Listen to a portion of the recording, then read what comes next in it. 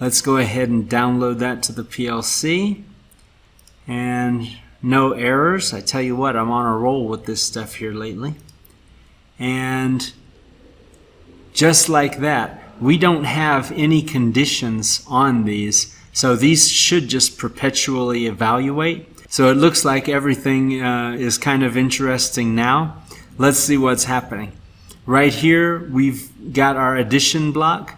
It's constantly evaluating all the time and updating our output to value 3.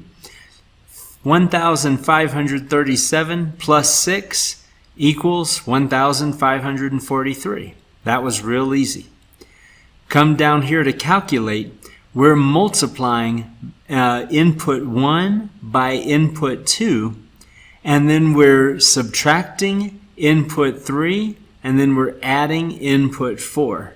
Okay? So I can't parse that out off the top of my head, but the result, here it is, 7,779 right there on value 4. And just for fun, let's pull up our handy calculator here.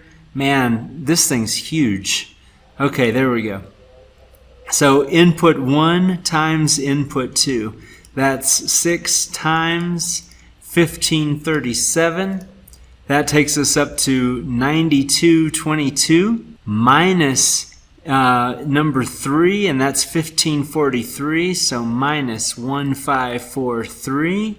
And then we're adding in 100, so plus 100. And sure enough, 7779, that's exactly what we ended up with. The calculate block works as expected. And then scroll down to our last one. And what this one's doing is it's taking the minimum of these 3 values and spitting it out as the output.